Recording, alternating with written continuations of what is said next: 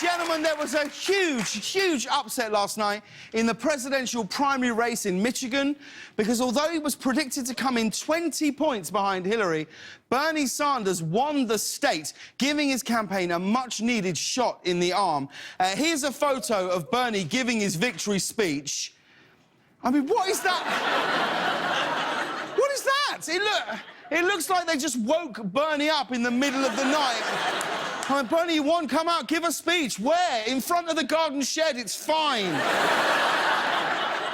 But it was a crazy night, and, I mean, I've got to say, this was the biggest political upset since Gary Hart defeated Walter Mondale in New Hampshire in 1984.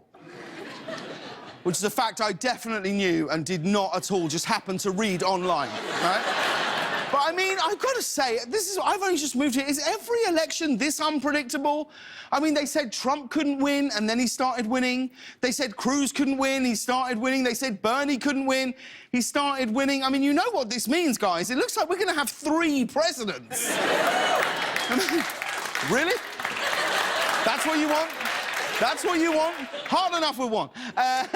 But last night wasn't just good for Bernie. It was also a solid night for Donald Trump, who skipped the political talk during his victory speech and instead took the opportunity to promote some of his Trump brand products. Trump steaks. Where are the steaks? Do we have steaks? Right.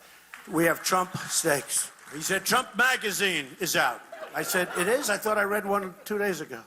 And it's the magazine. It's great. Anybody want one? Here, take one. And by the way, the winery, you see the wine, and we're very proud of it. We make the finest wine, as good a wine as you can get anywhere in the world. I mean, the only thing I can imagine being worse than Trump 2016 is a bottle of 2016 Trump. Like, can you imagine? Also, you can tell that it's Trump's winery because they only sell white. Come on. But Trump's winery may not be the most successful, but Trump's winery does have a very catchy slogan. It's Make America Grape Again. Thank you. One of mine. One state Trump did not win last night is Idaho, which could be partly due to the fact that the endorsement of Idaho's Governor Butch Otter went instead to John Kasich.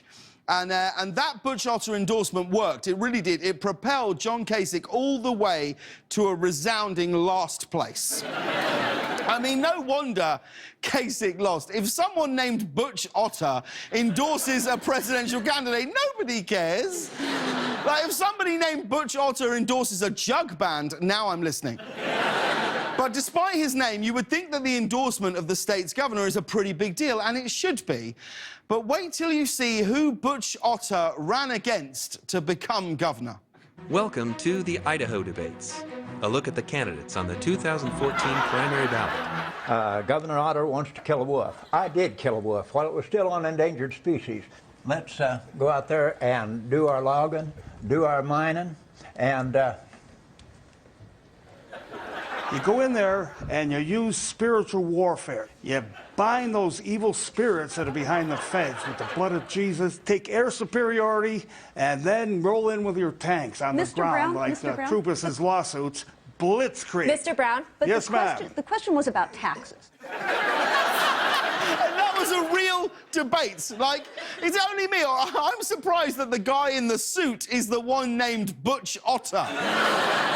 Like, when he was running for governor, you can imagine that Butch Otter was probably like, oh, do you think the name Otter is going to be a problem for me? And then he saw the guy dressed head to toe in leather and he's like, yeah, I think I'm going to be fine. By the way, that man in the leather, that's Harley Brown, and you're probably wondering what party he's affiliated with, and it's the, you don't want to go to that party. I mean, we're laughing at the leather dude and the cartoon prospector, but here's the thing.